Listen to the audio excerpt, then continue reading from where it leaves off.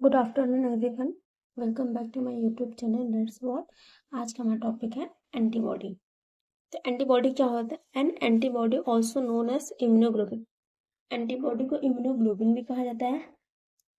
ये type of glycoprotein होता है जो कि हमारा प्लाज्मा सेल प्रोड्यूस करता है, स्पेशली हमारा बी सेल। तो अगर देखा जाए तो एंटीबॉडी को इम्यूनोग्लोबिन भी कहा जाता है। ये एक टाइप का ग्लाइकोप्रोटीन होता है जिसे प्रोड्यूस कौन करता है? Plasma cell, B cell. अगर स्ट्रक्चर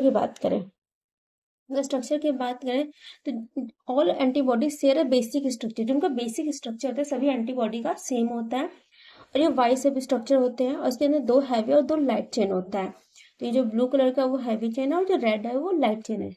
तो इनका अगर देखा जाए सारे जितने भी एंटीबॉडीज होते हैं लगभग उनका जो बेसिक स्ट्रक्चर सेम होता है, और ये वाई शेप के होते हैं, दो हैवी और दो लाइट चेन के बने होते हैं।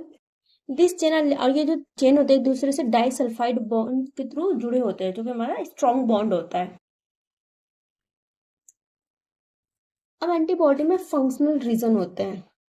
तो अगर देखा जाए antibody functional, each antibody has two functional region होते हैं। एक होता है फैब रीजन, एक होता है एफसी रीजन।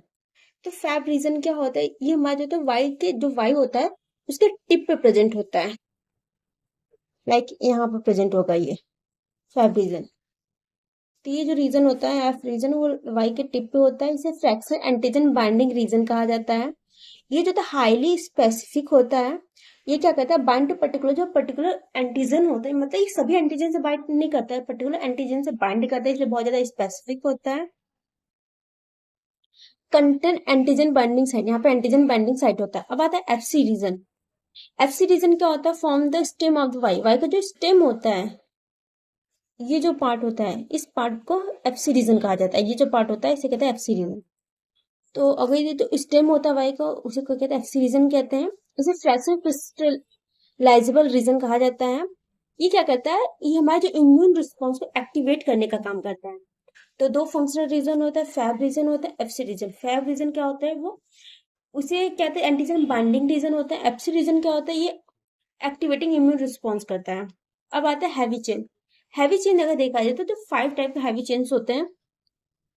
अगर एंटीजन में देखा जाए तो 5 टाइप्स के एंटीजन होता है, जैसे गामा, अल्फा, म्यूस, डेल्टा, एप्सिलिन। अगर जो हमारा आईजीजी एंटीबॉडी होती है उसमें कौन सा होता है? गामा हैवी चेन होता है। आईजीए में अल्फा हैवी चेन होता है। आईजीएम में म्यू हैवी चेन होता है। आईजीडी में डेल्टा होता है, और आईजीई में एप्सिलन हैवी चेन होता है।